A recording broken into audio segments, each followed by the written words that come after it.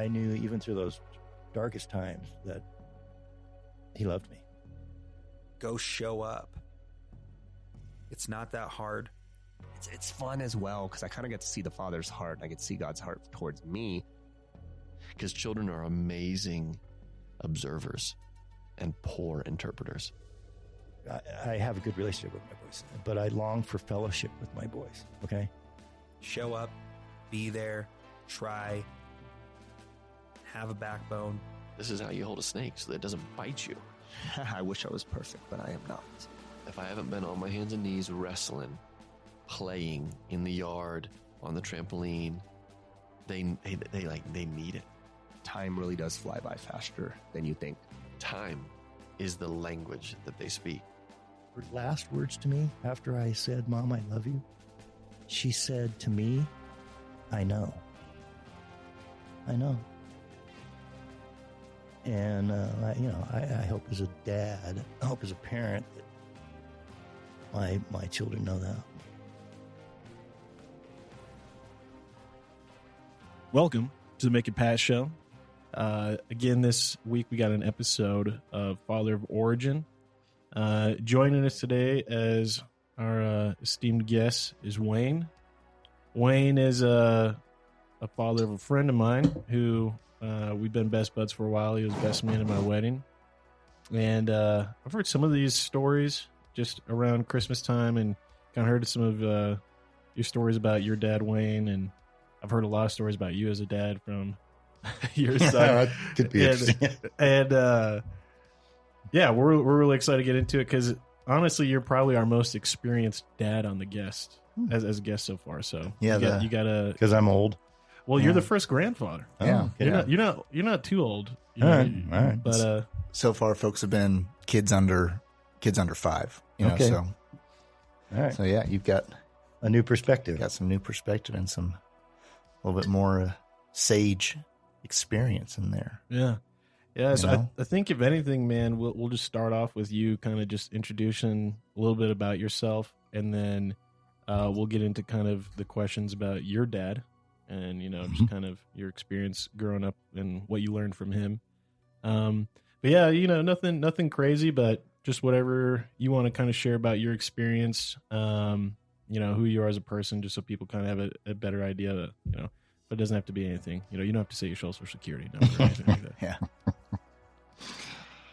All right. Well, I'm Wayne, and I am a new grandfather. I have a little 8-month-old granddaughter, which is pretty special. And I have 2 sons who are now young adults, starting their lives and families. And that's a whole new game and a whole new season, which is great. It's great. Right That's on. awesome. Do they live close? Yeah, they both live live- within an hour Yeah. of me. Yeah, that's good. So it's nice. It's good to have family close. I Yes. think. And where did you grow up? Where are you from? I grew up in a small town in Nebraska. Mm. My dad farmed and had cattle, and so I got to live that life, which is a great way to grow up, being a farm kid. And my youth was kind of unique because we lived in town, but small town, we could be to the barn and the shop in 5 minutes, Mm-hmm. So I got to be a town kid and a country kid, which was a great way to grow up. Yeah, I feel that. I feel like that was kind of my upbringing too. Weekdays were in lower Denver, and then the weekends were out in the country. So I love that. Yep.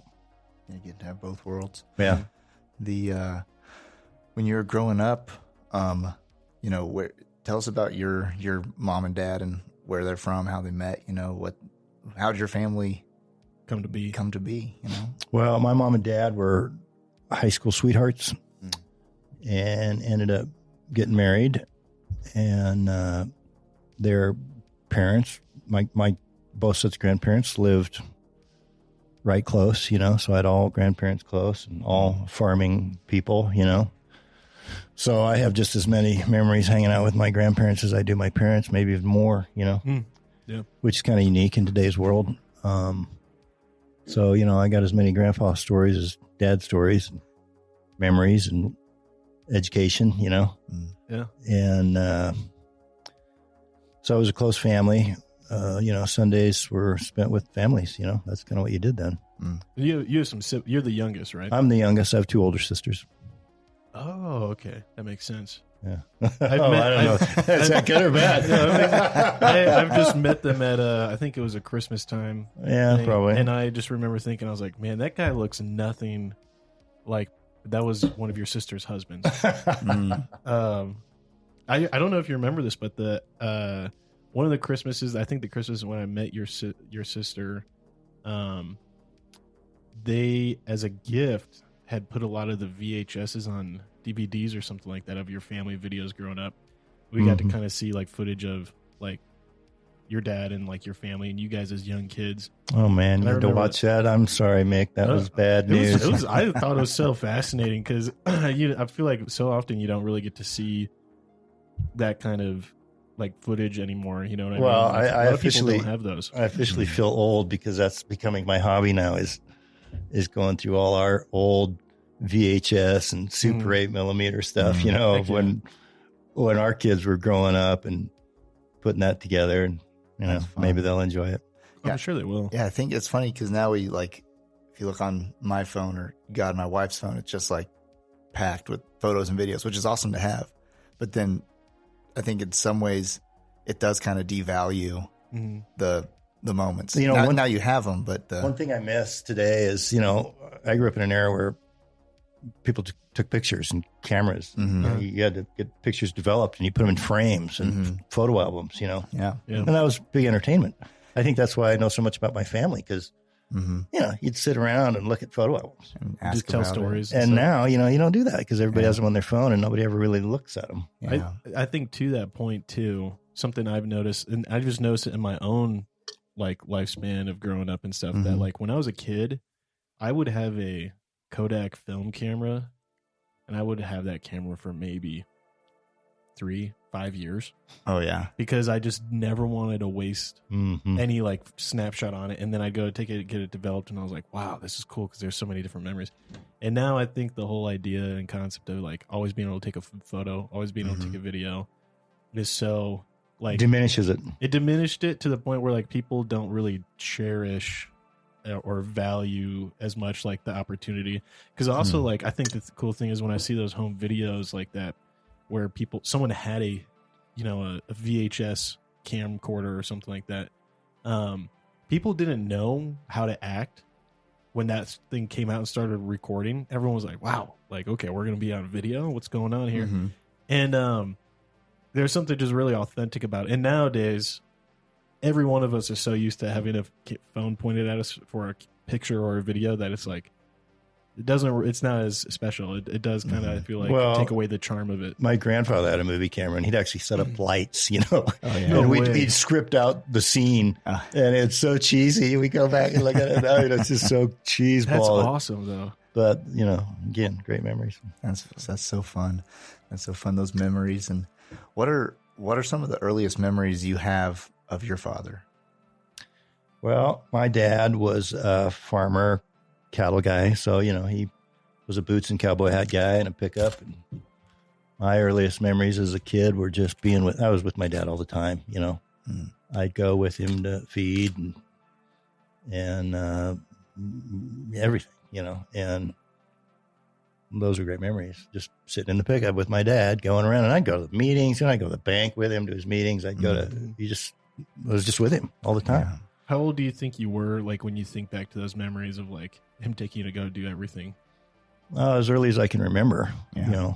I don't know, one of your first memories, little 5, That's awesome. and going to his buddies' businesses and sitting down and having coffee in the back office, and half the time I was sitting in the bench seat of the pickup in between my dad and my grandpa, Second, elementary school, the school would get out at 3:00 or whatever, and about 5 till the bell. I could see in the springtime my dad's pickup would roll up with our little fishing boat. Yeah. And man, that was a great sight looking out that classroom window. I said, all right. You knew it was coming. We're going fishing. Were you close to like any of the big aquifers out there in Nebraska? Were you close to McConaughey? Yeah, like McConaughey. Yeah, we were yeah. right there. Yeah. That's awesome. I just, on that note too, do you feel like your dad, since you had older sisters, your dad was just so ecstatic when like you were born as like having a boy to go take and do like a bunch of kind of country farm hands kind of stuff? Like, do you feel like you got a lot of his attention because like he was like, oh, I got a boy I can go and take and do like, oh yeah, I mean, stuff. Oh sure, I mean, my dad was great with all of us, but yeah, I mean, the story was, you know, the doc that delivered me, you know, a small town story I always got was, you know, when I was born, the doctor that caught me said, "Hey, Rod got his boy." You know, those were the first words. You know? That's so awesome, dude. I love that. That's funny. That's good. That's great. The if you were gonna like, you know, describe your dad, like in a couple, you know, short sentences, if you could condense a whole person into a couple attributes, a couple traits and characteristics, things that you like that stand out from your father, you know, what would some of those things be? Smoke break. Smoke break. Hey, Ken, it's Mick, and I've got something important to talk about. We all hope we never find ourselves in a self-defense situation, but life's unpredictable. Enter the National Self-Protection Plan from Attorneys on Retainer, an actual credible law firm you can put on retainer for your self-defense needs. For just $35 a month, you get national coverage in all 50 states for criminal and civil legal representation in self-defense situations, complete with a 24/7, 365 toll-free emergency line. That's real legal support when you need it most. What's in the package? Bail bonds, scene cleanup, firearm replacement, even mental health counseling. Plus, 0 fees for a laundry list of defense-related costs like expert witnesses. So support the show and get yourself some peace of mind. Click the link in our show notes or visit our sponsors page to sign up for the National Self-Protection Plan from Attorneys on Retainer. Hey folks, Pat here. If you're like Mick and I, you're a fan of classic tales like Lonesome Dove, Blood Meridian, The Three-Body Problem, and Steinbeck's East of Eden. With Audible, you can dive into these epic stories anytime, anywhere. Sign up for a free month, and your first audiobook is on the house. To start your free trial and support our show, click the link in the show notes or swing by the sponsors page on our website. Want an awesome website for your podcast? Check out Podpage. We use it for the Mick Pat Show, and it's a game changer. Set it up in minutes, no coding needed. Support the show by using our link to get started. Your podcast deserves a home as great as ours. Podpage, the one-stop solution.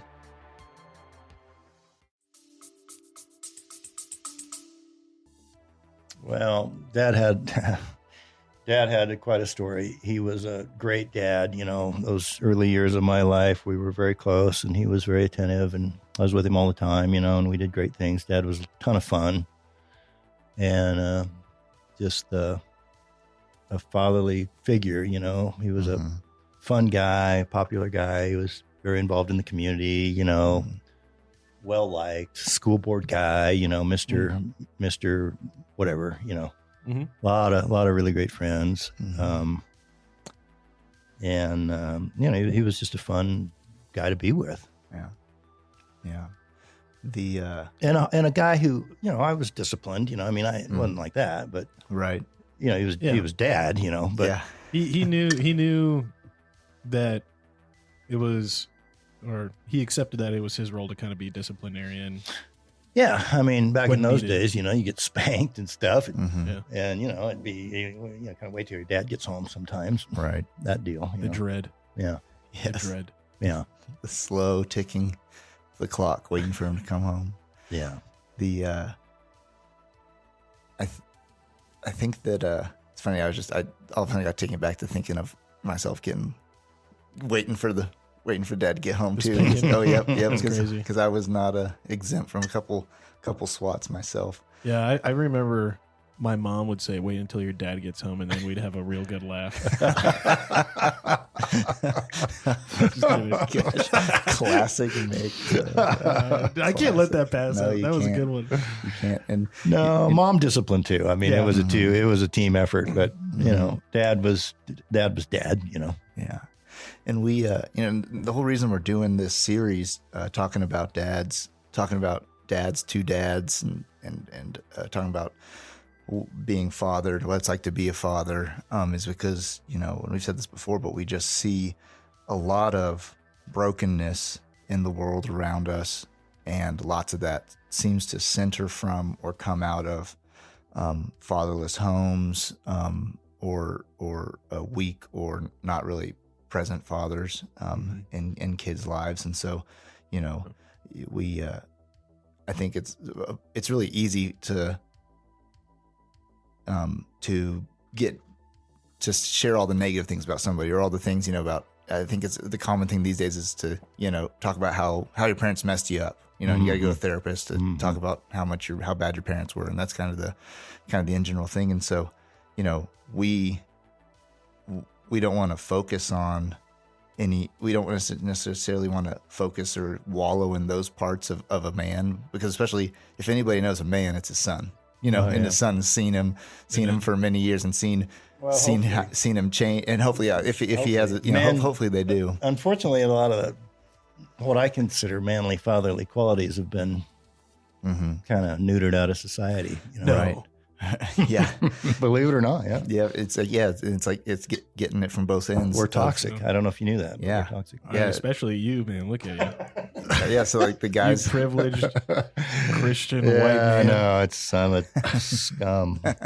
And so we get it on both sides, because it's either like there's fatherlessness, no dad at all, or the strong father and the strong, presence there is also, like you're saying, it's being kind of castrated or knocked down or devalued, and people don't want it around anymore. And so, as we're talking about, like, your dad and I, just like, it's cool. It's going to be fun to get to celebrate and honor the dad he was, you know, and we will ask some questions about, you know, some of the things you learned from him in his humanity. Yeah. But also, you know, we want to honor him. Well, and my dad passed away when I was 27 when my dad passed away.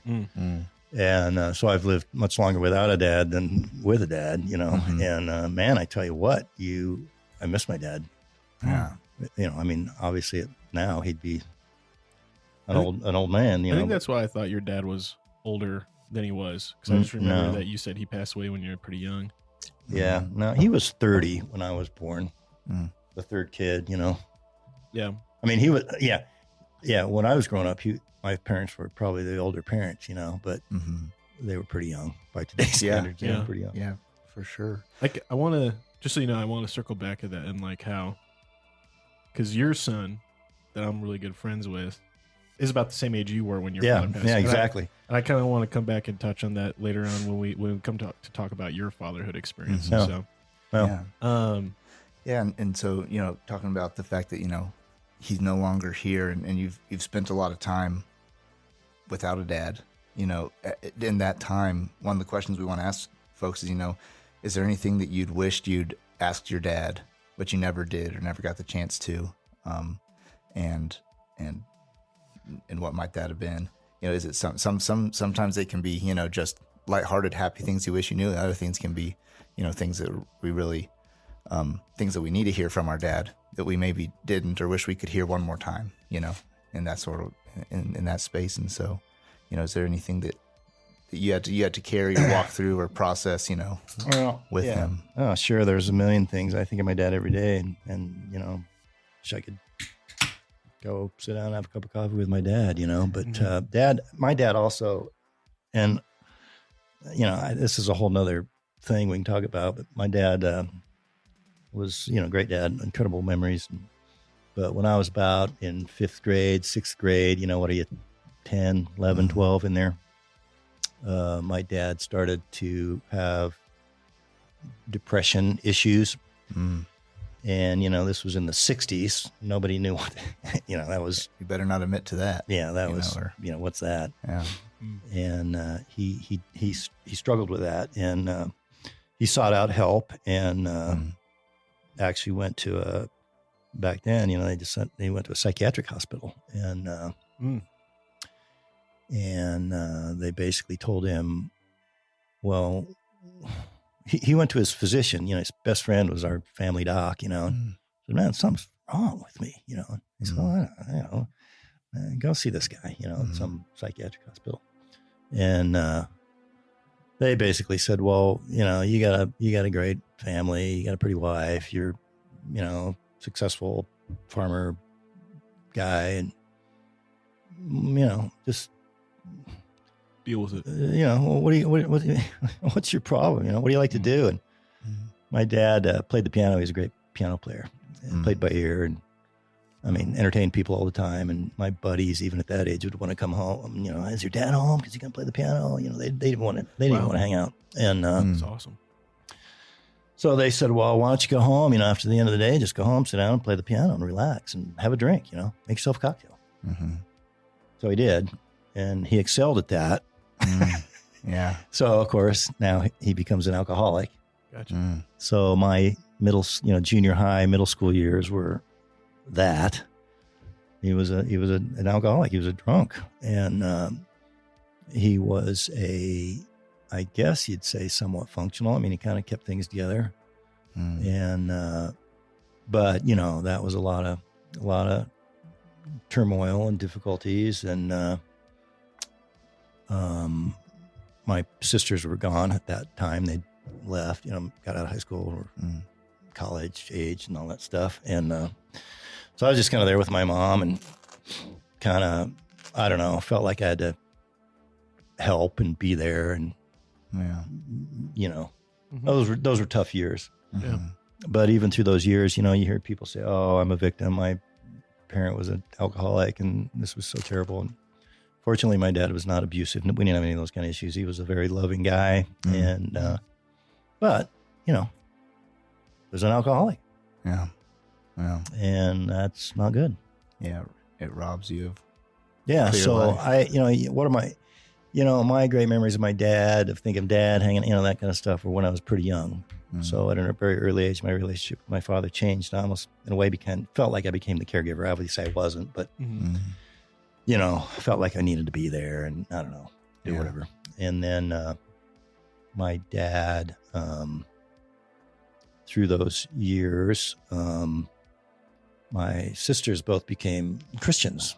And my mother and father, you know, we went to church growing up. We went to the Methodist church and got dressed up and went to Sunday school and went to church and, you know, made sure you were seen and made sure you knew who wasn't there on Sunday morning. Yeah. That kind of thing. Yeah. Yeah. That was what it was all about. It's that social communal dynamic. Social kind of thing. And never heard the gospel or anything, you know.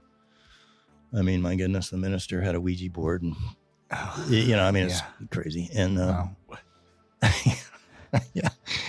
Anyway, my sisters became Christians, and of course, my folks were like, "What is this? They're getting in some kind of cult." This was the Jesus Revolution. I don't know if you guys saw that movie, but you know, they were hanging out at the local coffee shops, strumming their guitars, singing Amy Grant songs, and Kumbaya, and listen to Billy Graham. Yeah, handing out tracts, walking around saying, "Hey, do you know Jesus? You know, can I talk to you about Jesus?" Which was cool, and they had found that, and my parents started to look into that. It was tough because my dad was drunk, but you know, my mom was the great enabler and kind of kept things together, and. Anyway, my dad actually ended up accepting Jesus at that point, and things were pretty bad. He got on his knees one night, and he was at the end of the rope, and things were kind of over, and he just asked for help.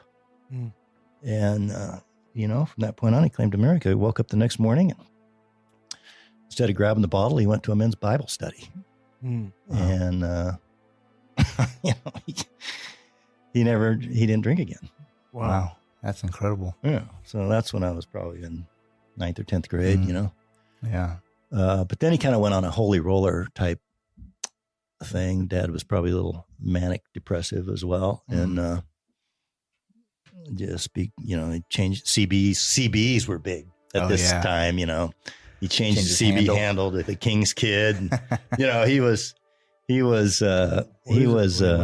guys. What's a CB? It's a trucker radio. You know, breaker 19. So rubber ducky coming in, you know. Okay. You know. All right. Yeah. So everybody had those in their. They'd have them in their car. Yeah, and we used them on the, you know, farming and doing all that stuff. Yeah.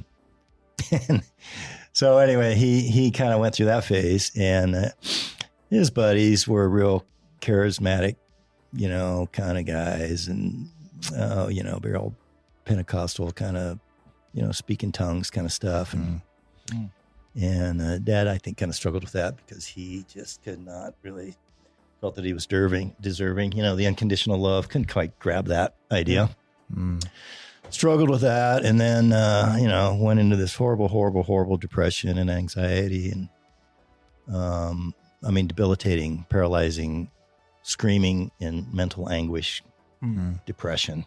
Wow. And, people say I'm depressed, real depression it's something you don't want to witness, and certainly not be in that place, because it's horrible. And then, so when I was a junior in high school, my dad shot himself, attempted suicide, shot himself in the head. And that begins a whole nother story. Yeah. Yeah. When this is going on for you, at this time, your faith journey, were you a Christian or just churchgoer at the time? Like, was it, I could see a couple different, what did you think about, this Jesus Christianity thing when you see your dad walking with Jesus, but then still have to also struggle through these things, for you? So when I was 12 or 13, my oldest sister, a good friend of mine, and he and his father were killed in a plane crash, ranching, flying their little Piper Cub, killed them both. And I remember I was pretty upset. My buddy was dead. Yeah. And I didn't get it, and of course my evangelical sister says, "Oh, do you want to know what happens when you die? If you say this prayer, you're going to be in heaven." So I did. I, might as well cover your bases. Accepted Jesus, Yeah. Well, I said the prayer, Yeah. And even through those years, my dad, his thing was every day he would tell me to go to bed and read Proverbs. You need to read your Proverbs, but stern, read Proverbs, And I did, but I remember when he shot himself, and I'd go to AA meetings and stuff with my dad. I'd get pretty frustrated, these guys would be sitting around their table, chain smoking and complaining about life and praying that the higher power or God would fix everything, and just sit there and bitch, Yeah. And I'd get so frustrated. I can remember walking out of those with Dad and say, "Geez, Dad, what is going on here? These guys, man, they got to get off their butts, and change something, And I didn't get it. I was just a kid, And so anyway, when my dad shot himself, they came and got me and took me home, and there was a man who was the hired man. Speed was his name, and he was a great guy, recovering alcoholic, who became a Christian because of his relationship with my dad. Speed was a pretty rough old cowboy, Hell yeah. yeah, one of those guys. He was fast back in his day. He was back in his day. He was a fighter and all that stuff. Anyway, walked up to the house, and Speed comes out and grabs me. He says, "You don't want to go in there. You can't go in there." And I said, "What happened?" Yeah. So, well, your dad shot himself, tried to kill himself. He's kind of not in shock. That morning, my dad actually told me goodbye. And I actually told him, it was early in the morning. And I said, "Oh, Dad, what are you going to kill yourself?" And he didn't answer me. I look back now at that, Right. But anyway, I don't remember what I said. And Speed grabs me and he says, "He's going to be all right. The Lord's got this. Your dad loved the Lord. He's gonna get him through this. It's all gonna be all right." And I told Speed to F-O. I said, "Oh, give me that load of, right." That's kind of where I was at in my 17-year-old wisdom. Yeah. Yeah, I feel like that's a normal reaction though, from whatever age you are. So I kind of, at that point, my family were all solid believers. And the things that I saw in those years, I literally saw angels, but I didn't want to see it or didn't recognize it. I was blind. Sure. And probably full of a lot of, I don't know, just disgusted and kind of thought it was a crutch, Yeah. And I kind of ran from all that stuff. Played the game, played the game, walked the fence, fine light between Saturday night and Sunday morning kind of deal. But the cool thing is that God had me on his radar, man. And I was the sheep, you know, I was the one. And took some years, but he finally got my attention. Yeah. So asking me, what would I ask my dad today? You know, I would have a million questions. The coolest thing about Dad is after he shot himself, you know, he was in the hospitals for months and months, you know, I mean, he was not supposed to live the day they shot himself. He was, you know, he was conscious. Yeah. I mean, I can't. He was conscious. I talked to him and he was conscious. He smiled at me but he wasn't going to live. They did surgery that night. He wasn't supposed to survive the surgery. He survived the surgery. And then they said, well, amazingly, he survived the surgery, but he can't, you know, it'll be a miracle if he survives the next 24 hours. Well, he survived the next 24 hours. And then it was going to be, well, infection's going to kill him. You know, if he's probably not going to make it through the next 48 hours. Well, 48 hours later, he's still alive. And then, you know, well, you know, I don't know, he may live. And I remember the surgeon saying, he may live, but he won't have any personality. There'll be no emotions, no aggression. I said, what do you mean? He said, well, you'll be able to walk up to your dad and just slap him across the face and he'll just look at you. And I thought, well, you know, this is no good. What kind of life? You know, he needs to probably die, you know. Right. He's going to be brain dead. And, but he kept living. And pretty soon he got up and walked and he couldn't talk. And then he started writing notes, you know, and he was writing notes. We all had nicknames and funny stuff, you know, he was there, but it took many months, you know. Yeah. And so my senior year, I just lived alone. You know, and had free reign, which was not good. Was your mom mostly like at the hospital with your dad? Yeah, she was pretty much tied up. And there's, I could tell so many stories about God's guidance and his presence in those times, but I just wasn't seeing it. I just wasn't looking at it. Honestly, sounds like we just need to have you on again just to talk about. Oh yeah, there's great stuff there. And but anyway, Dad came home, and after my senior year, he was home, and my job was to be attached at the hip to my dad. You know, I'm sure my mom was freaking out. Can't imagine the issues that she was dealing with. You know, right? And that was a pretty interesting summer because Dad was. Well, he had a lot of difficulties, you know. I mean, he was good. He was a miracle. It was a miracle. Yeah. It was totally a miracle. And Dad actually lived a pretty good life.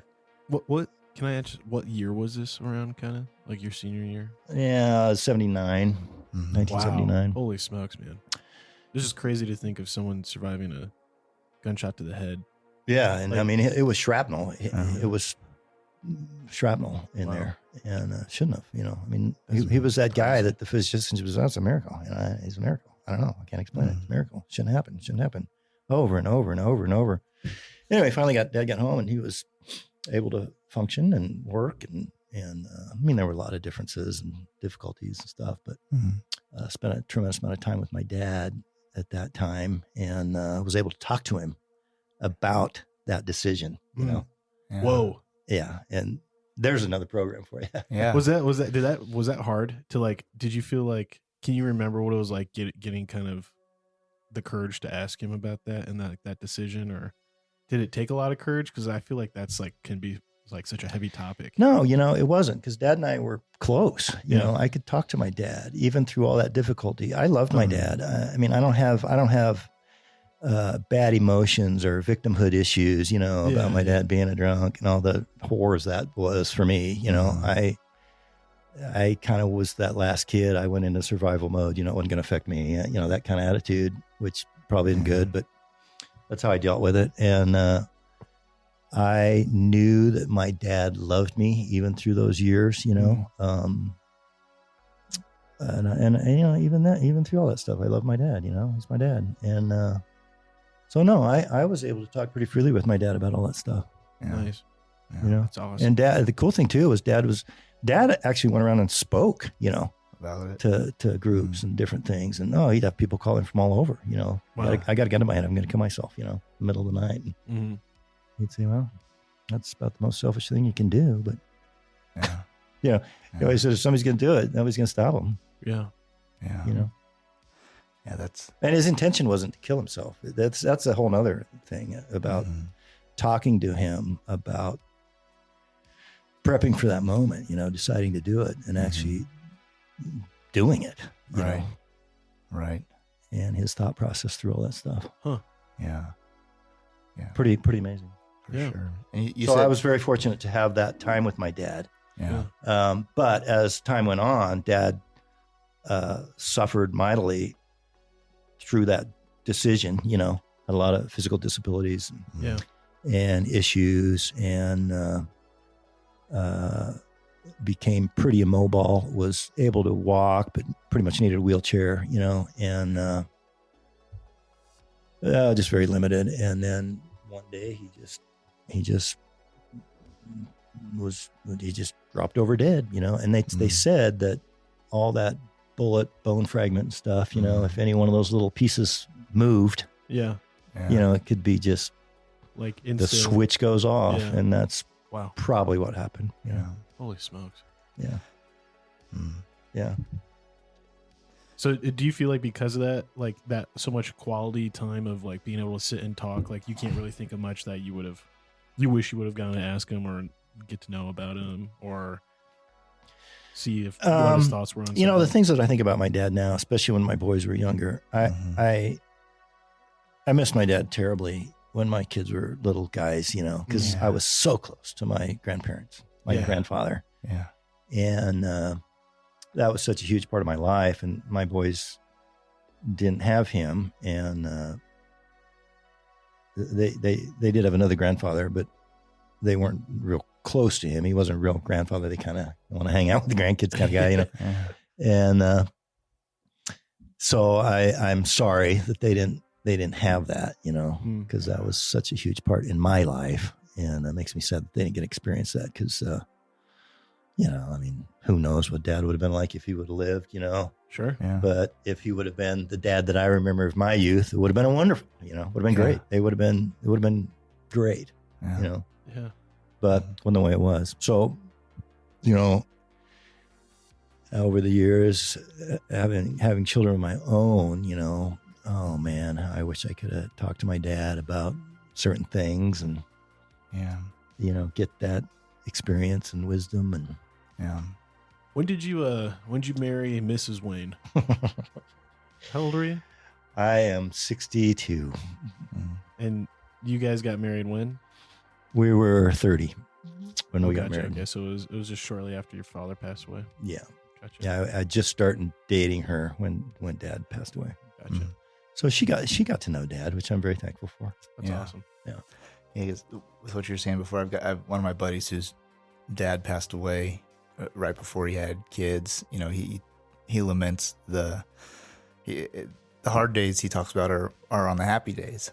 You know, birthdays, graduations, weddings, or whatever. You know, and just like feels like there's this little missing piece for him. And he's a young dad right now, and he talks about similarly the same two things. You know, on those he wishes he could have his dad there to be a grandpa to his kids, and he also wishes he got a daddy that he could call still and say, hey man, what do I do?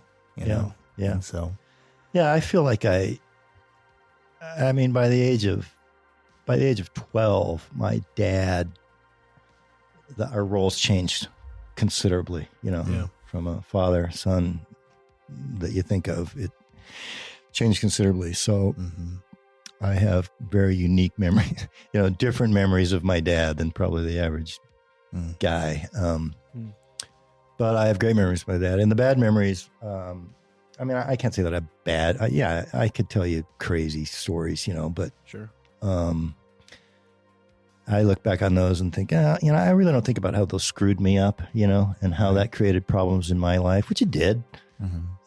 But, you know, the problems that it screwed me up as a 16-year-old kid, you know, his problems were so far, you know, my problems were nothing, you know. Yeah. So I don't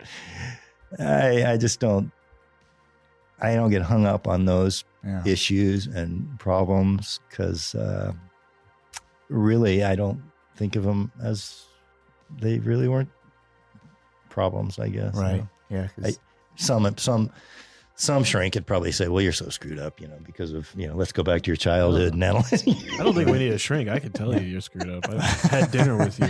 I've been there for Christmas and Thanksgiving. Yeah, I'm sure I am. I just kind of like, I just don't recognize it. Yeah. And I think that's the beautiful thing about like the story you're telling us is, that dads don't have to be perfect to be a good dad or to raise a kid well or to be there for them at times, and it's like, and it's interesting because from a kid's perspective, our parents are somewhat of a concrete, finite being, that's just your parent, they've always been who they are. But then now you can look back being an older man than your dad ever was. And you can know what it was like when you were 30, what it was like when you were 50, what it was like when you were 55, and how you had not yet arrived probably in your own life, Well, that's something I miss, as you go through the decades. I mean, hitting 30, hitting 40, hitting 50, thinking, I wish my dad was here. I could have, because he walked, that's the cool thing about being a dad. If your kids want, nobody has to reinvent the wheel.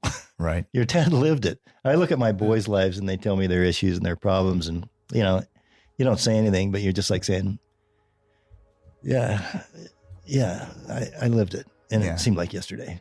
I know exactly what you're talking about because I've been there, done that. And I mean, you just have to listen.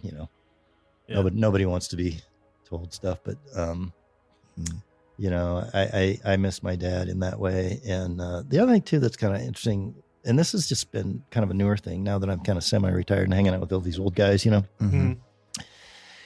guys talk a lot about their dads, my age guys. Yeah. Oh, really? Yeah, that's something I've come to notice. Huh.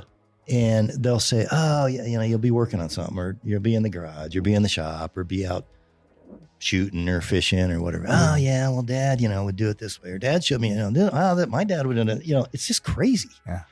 That's what these old guys talk it's what about. They still they have all these dad memories. We didn't do that in our 30s and 40s, but now that's what I hear all the time. Yeah. And I miss that because I don't really have those kind of dad memories. They'll say, oh, my dad would always say this, or my dad, I remember my dad telling me, when I was, and I don't really have those kind of memories. We had I have different type memories. Yeah. Yeah. And so how old were you when you had kids? 32 and 34 or 5. Yeah. And what's it been like being a dad yourself? With that experience, when you think of your sons, when you think of being a father, what comes to mind? Well, it's great. I mean, being a dad is the best. You got it easy, man. You got good kids. Yeah, I've been blessed. I'm very proud of my boys, and they're great young men, and I'm very proud of them. And it's nothing that I did; it's in spite of me. I'm sure that they have turned into the young men that they are. And their mother. I mean, their mother is just unbelievable. Saint Wayne. She Wayne. she gets the credit. I mean, I was the dad of my era. I worked. And their mom worked too, but I was of that generation that I was, the guy. I was the breadwinner. I was gone all day, and you come home and you have dinner with them and maybe get to see them for a little bit before they go to bed. Yeah. And then the weekends were kind of my time with them, and that was a hard balance because the weekends are pretty crazy. But you try to find that balance and try to make it all. I don't know. It'd be interesting to see. I need to talk to my boys about their memories and see what they think. But being a dad is great. It is truly a blessing. I mean, they are. I was reading Psalms today, and children are the fruit of the olive. They're the olive oil. They're the value. They're what's worth. There's your worth, and they are what makes life pleasurable.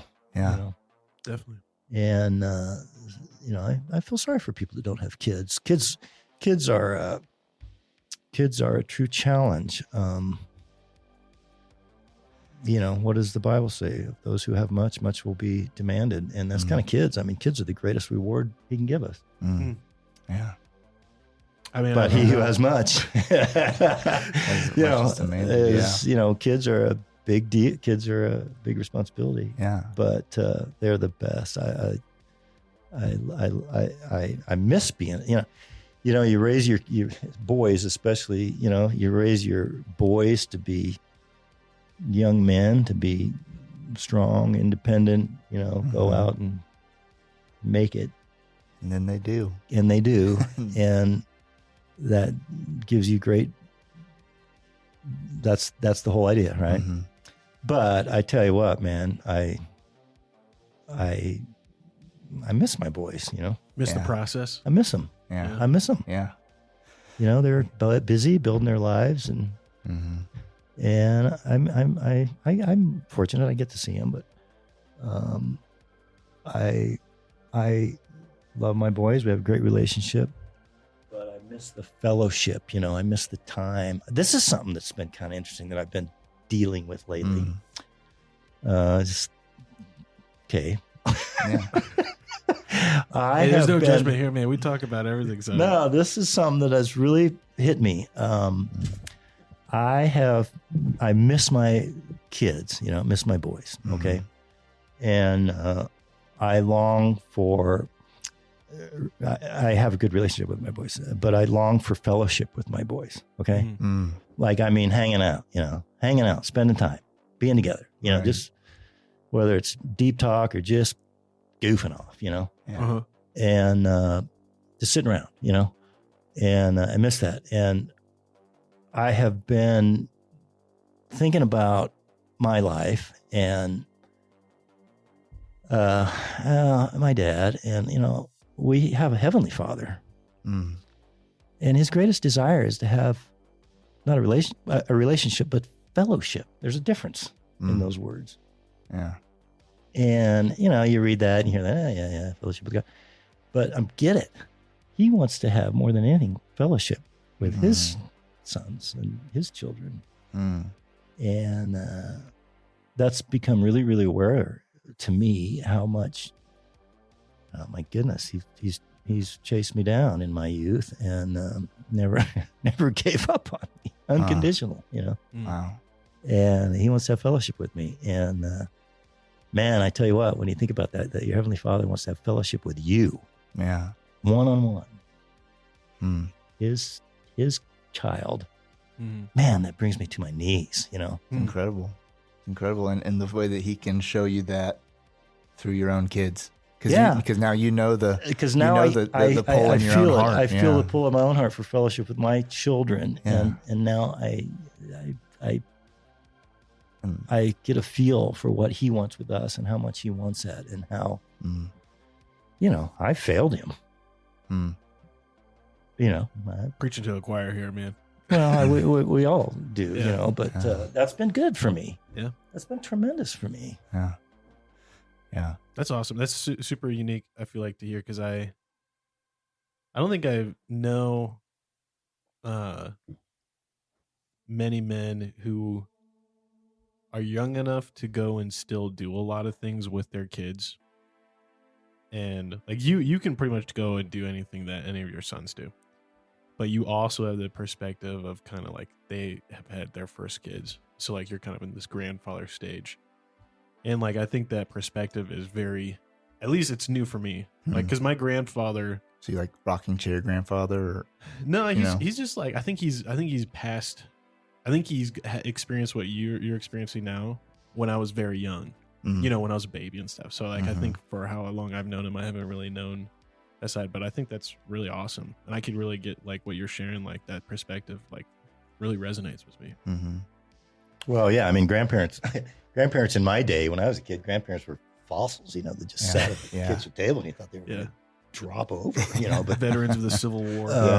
That isn't the way it is today. Grandparents it's a different story. Yeah. I mean, I think, man, I sit around with my sisters and say, when we're with the kids and now the great, the grandchildren and the great nephews and nieces and stuff. And I'm like, yeah, we're look at us sitting here on the couch. All those kids over there, we look like old, great Aunt Fern and Uncle, Uncle Harry.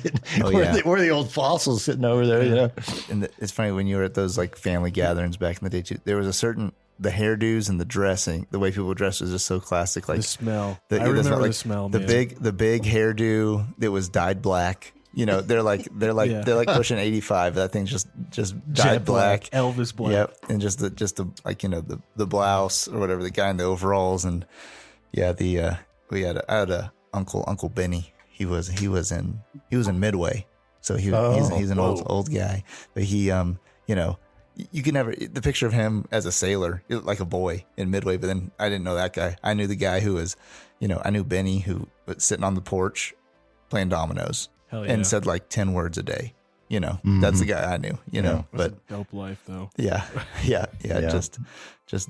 Well, I'm still a kid. I have more fun hanging out with my great nieces and nephews than I do with people my age. Yeah. I was going to say, like, ever since I met you, I always thought you were rowdier than your son. I mean, don't get me wrong. Like, me and him got up to stuff. We had a blast being hooligans and doing hood rat stuff in college.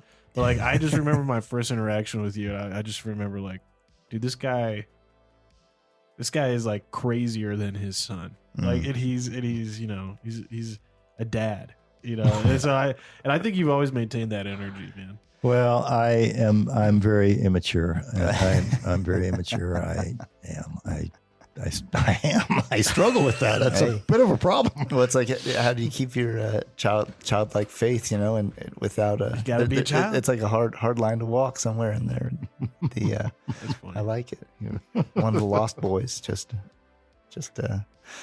being childlike. Well, being a parent is the best thing ever, and it is the best thing ever. It fulfills life, and it's a huge. I mean, Pat, it's balancing it all as a dad and a business owner and all that stuff. It's it's a balancing act. Oh yeah, it was hitting home when you're saying, you get 2 hours in the evening and some weekends if you're lucky, and I'm in that rhythm right now, and I was even have the thought of, oh man, kids don't even go to school yet, and you're already experiencing that's the rhythm right now. Just with two little ones at home. Yeah, and you guys are at a time. I had a conversation with a young man who has young children, and he said, he was asking me, he said, man, how do you, he said, I don't know how to do it. He said, I don't have any friends. I don't have any friends. And I said, well, yeah, you do. Who's your buddies? And he said, well, I don't have anybody to call, hang out with. And I said, well, when would you call him and hang out with him? Yeah. And he said, well, I don't know. Yeah. I mean, I don't know. I don't know.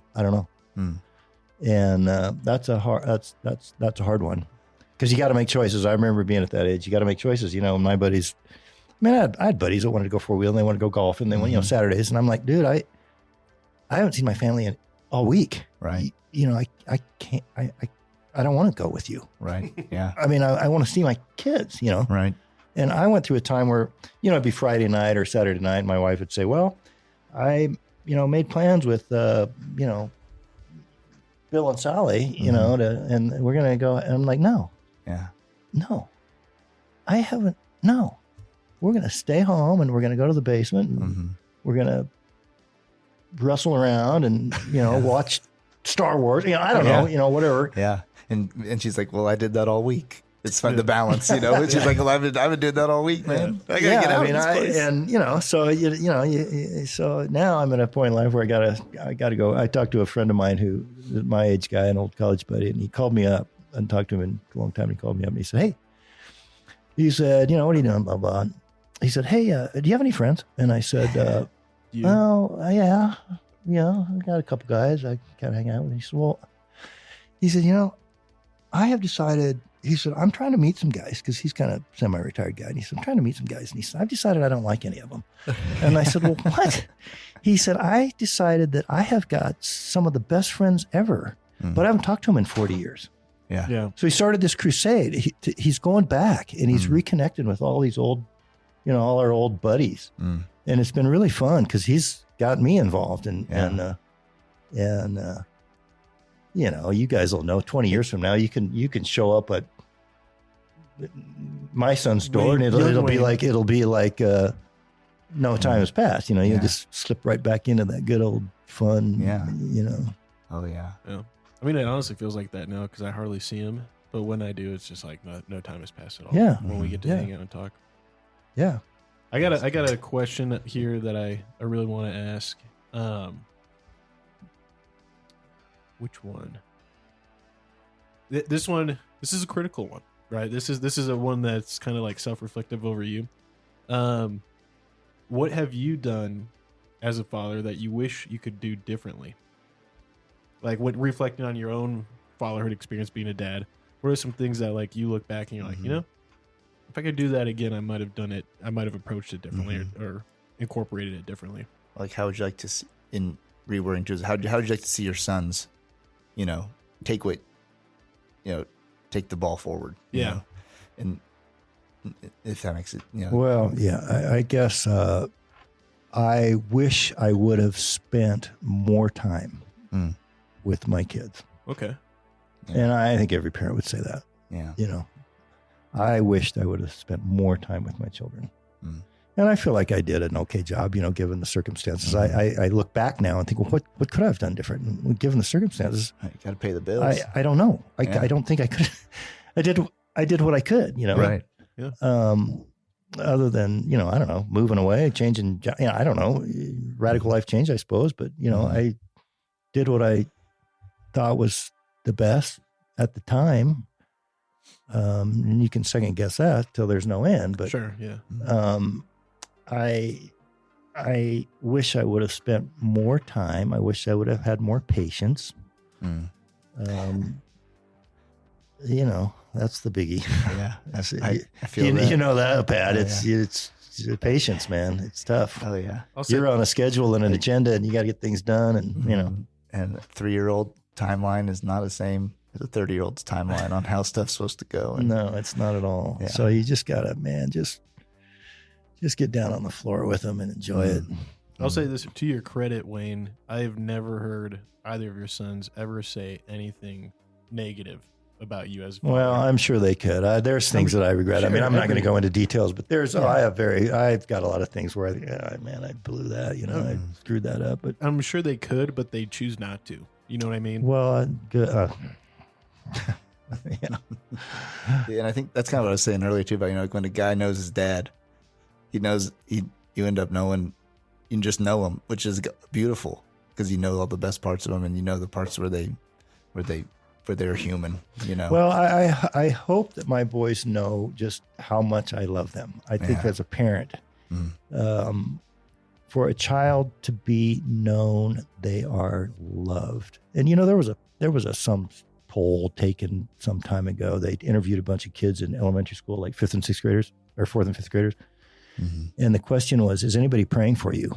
And like 90% of them said, no, I don't know. I don't know. What? Yeah. And that's pretty sad. Yeah.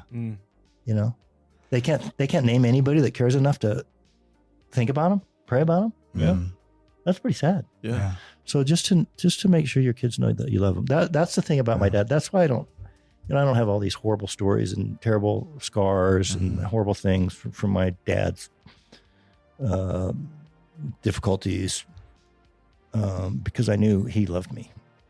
I knew even through those darkest times that he loved me. Yeah. And he would tell me, I mean, we told each other that. And I was thinking about this driving over here. When my mom passed away here a while back, I was with her and, got to be with her and was holding her hand through all that. And that was a blessing. And the night that she passed away, I was helping her get into bed. And my sisters were there. We were all there together and helping her get into bed, and talking to her. And I said, I laid her down and I said, Mom, I love you, And, most people would say, "Oh, your mom said she loves you. Those were her last words. How great is that?" Well, she didn't tell me that. Mm. She didn't have to. Yeah. Because I knew it. I knew she loved me. Yeah. And the words that she said to me, I hold on to because they were the most powerful words she could have told me. Her last words to me after I said, "Mom, I love you," she said to me, "I know." I know. And, I hope as a dad, I hope as a parent that my children know that. Yeah. Heck yeah. That's awesome. Yeah, I think that's, when we think about father, when young men carry around fatherlessness or, lacking father figure, I think that's the core of it, of where acting out or self-confidence is lacking and those sorts of things for a young man is just if he just had someone a dad who he could look up to, just says, "I love you and I care about you," and for those words to not fall flat, but actually to be for that piece of them to be affirmed and filled up. Like, I think you said it. That's where it is. That's what kids need. Need to know that they're loved. Yeah. I mean, I guess, if you ask me what are the greatest things you could do as a parent is to just to let your kids know that you love them. Let your kids know that you love them. That's the bottom line. Lead with love, and be there for them. Let them know that it's an unconditional deal, Got another question for you. Not as a self-critical, but definitely think of this as your your opportunity to kind of pass wisdom on to those of us who are young dads or not dads yet. What was one of the hardest moments you had being a father, and why was it hard? And I know that's there's so many things that could probably come up in like that, and I mean, I know Pat's answer to that so far. But you've kind of done the whole thing, and now you got grandkids, and so I feel like you got a good experience. All right, ask me that question again. All right, what was one of the hardest moments you had being a father, and why was it hard? I would say the hardest moments for me being a father is seeing your child in a situation that was bad, that was uncomfortable, painful in whatever way, and being unable to change it, being unable to take control. Because as a dad, as a man, that's what we do. Yeah. We're fixers. We think we're problem solvers. That's one of the problems with wives. Your wife wants to tell you something and you just want to tell her how to fix it. Well, that's not what they want to hear. They just want you to listen. I'm still learning that one. But that's our tendency. You just say, well, do this, or okay, I'll do this, and at times as a dad, there's times when your kids are in situations where you can't. Yeah. And you got to let the cards play out. And that's tough. It was for me, Yeah.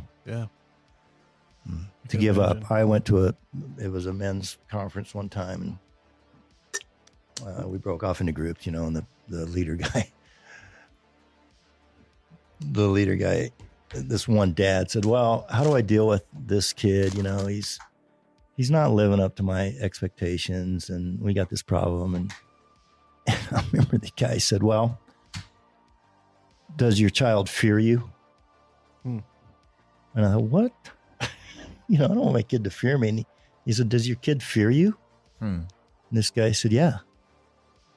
And what they meant was he respected him and, all that stuff. But he said, "Okay, well, so your kid's not living up to your expectations. Well, get over it because his expectations aren't yours. He's not you." Yeah.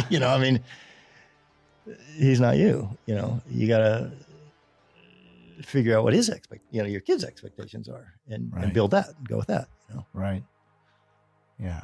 It's funny, even just having a 3-year-old and a 1-year-old, between the two of them, I can see how different they are, but also just how they're different from me, already. Right. And who they are and how they react to certain situations and things. And Yeah. I feel like I have to watch that in myself to not be the projecting, the dad who's like,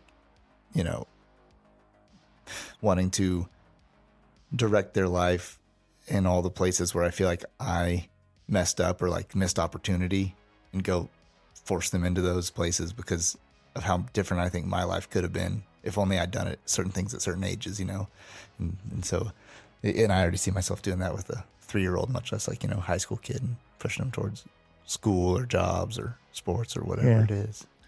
Yeah. Well, you do have to set the standard. Right. You know, I mean, stuff but yeah, I get what you're saying. But it's interesting, when you're with your kids, you gotta be really thoughtful of them when you're with them, which is hard to do, because man, the thing I've learned over my years is kids are geniuses and they are sponges and they watch everything. Yeah. And they know what's going on, and they start to mimic you in ways. I've seen that in my kids, in different mannerisms and voice inflections and expressions. It's really weird, which is cool. But it I think back, I think, wow, I wonder what I did that day back in, wonder what they saw, Yeah, even the non-intentional things still bleed through. Right. Yeah. It's like when my son walked in and he goes, "What's all this crap in my room?" Well, because that's what I say when I'm pissed and I'm put him to clean his room, What's all this crap in your room? It's like, but 3-year-old walking in, what's all this crap in your room? It's like, one of my boys sometimes will have, it might be some disagreements or whatever, one of us will get frustrated and my wife will say, well, and I'll get upset and she'll say, well, he's you. I mean, it's you, you're dealing with yourself, which is the worst way to, because then you're looking back in the mirror, it's like, it collides. Yeah. Yeah. That's awesome. Oh man. Yeah. But kids are awesome. They're true blessings. So hopefully that's in your future, coming Mick. for old Mick. Oh, dude. give me a couple of years, guys. All right. Hey, there's never a good time. You're never ready. Yeah. Yep. You're never ready. I remember when we started talking about, Lori's like, well, I think we need to start a family. It's time. I'm like, what? No, man, we got to go do this. We got to go do this. We got to hike this. We got to climb that, whatever. Well, no, we can't do that yet. Well, I think, and how selfish was I? Yeah. Should have, wasn't for those women, we wouldn't have any kids. Yeah. Oh, yeah. No kidding. They do help it along. Mm-hmm. That's for sure. Mm-hmm. What do you think, Pat? Some happy ending questions? Yeah, I think so. All right, this is my favorite segment. So I've mentioned this on other dads we've interviewed, but I have a book that sits right on the back of my toilet. It's a hardbound book, and this is a picture of this like Italian looking dad who's just got a baseball bat and like clearly, and he's got a ball and he's there to play ball with his kid, right? But he just looks like a guy who has said some shit. And the book's called Shit My Dad Said. And I love it. It's one of my favorite books I've ever had. But this question is, what was some of the shit your dad said, man? Like, what is some of the crazy stuff that would come out of his mouth that you were just like, what the heck? Like, what a weird, especially insane. Some ranch life too. He's got lots of good catch lines and phrases and things people say. That's what I deal with. Those are the things that I'm experiencing with my old guy friends. Yeah, they're reminiscing and they're coming up with all these dad sayings. Yeah. And I'll be honest with you, I don't have a lot of dad sayings. My dad was a jokester. He called everybody nicknames, and but I've thought about that, Mick. I wish I had some great dad sayings. Yeah, and I really don't. All right, which makes me kind of sad. Yeah. I have so many memories and liners and oh, my dad, my dad and I, we were the fart jokes and the taking a crap here and that kind of guy stuff, and those kind of things. But, those one-liners that he always comes up with or, whatever, colder than but he doesn't, I don't have a lot of those. I mean, that's all right, because the next question is, what are your favorite stories that your dad used to tell? Do you got a story that you just remember like being one of his favorites that he'd go to and you heard it 100 times? Oh yeah. He had these jokes that I would always ask him to tell. And whenever my buddies are around, I'd say, Dad, you got to tell us about Two Guns Gonzalez, or you got to tell us about the storm. Dude, you got to tell us about Two Guns Gonzalez. No, it takes too long. That'd be like a whole episode. Yeah, he had a lot of those, those were great. Those were great times. Like people used to be better storytellers, because that was Netflix. Yeah. We didn't have, we had two channels on the TV and, you talked more, you hung out more, you did more stuff together, Yeah. Now you just sit in front of the blue box and bond. It's true. Yeah. Which is kind of sad, really. Well, I think then, I guess the last question then is, what's your parting advice to new or soon-to-be dads? But I know you kind of touched on it, like making sure your kids know they're loved. Yep. But I was wondering if there's anything else you got that you want to make sure, because this is kind of like your sign-off, right? This is the end of the episode, and it's kind of your last little bit of wisdom you get to share. Yeah. Well, spend as much time with them as you can while you got them. You think you got a kid for 18 years and really you don't even have that long because they hit middle school and high school and get their friends and all that kind of stuff and start doing their own thing, and but just spend time with them, play with them, get down on their level and spend time with them, and give up the adult things, and I'm struggling now because, I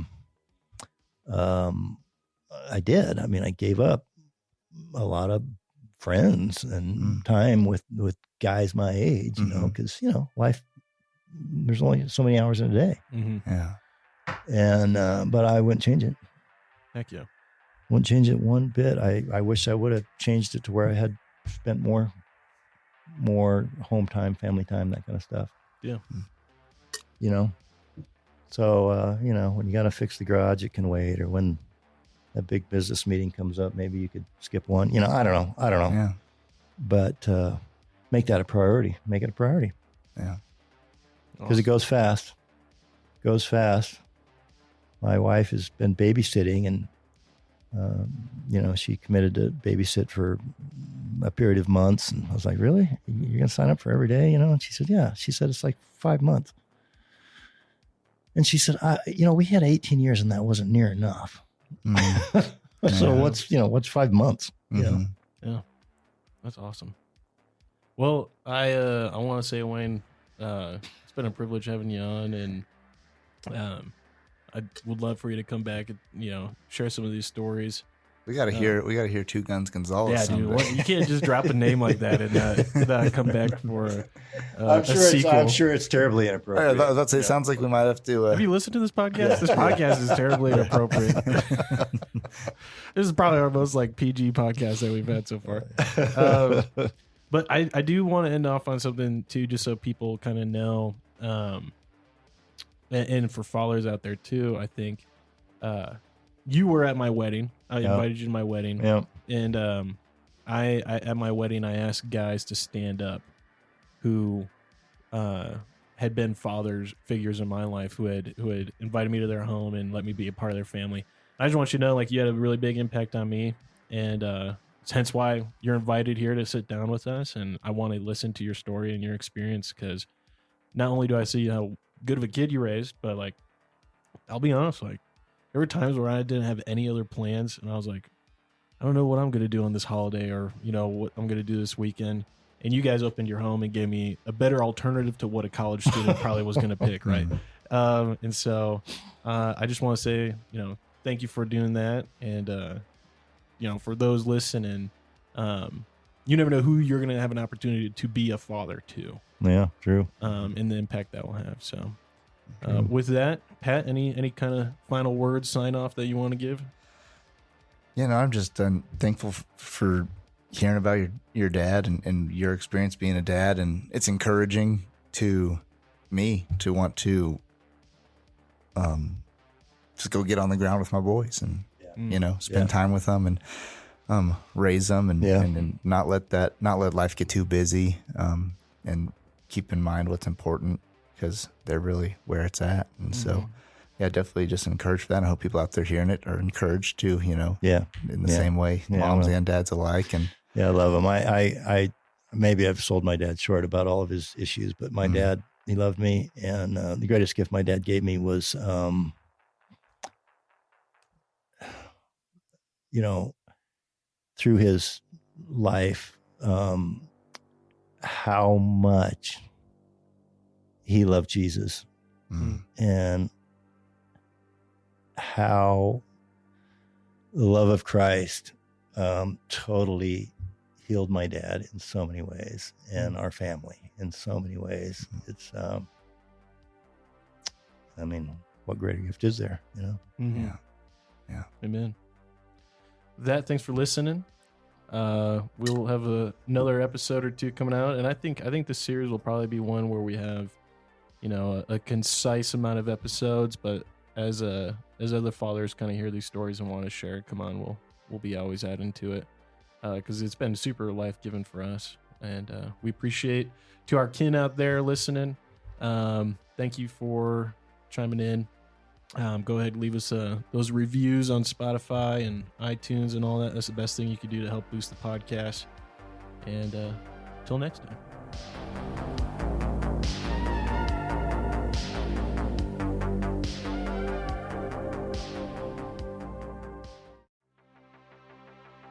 Thanks for tuning in. If you love this episode, drop us a review. If you have qualms or comments, leave us a voicemail on our website. While you're there, check out our latest news, merch, and deals from our sponsors. Till next time, Ken.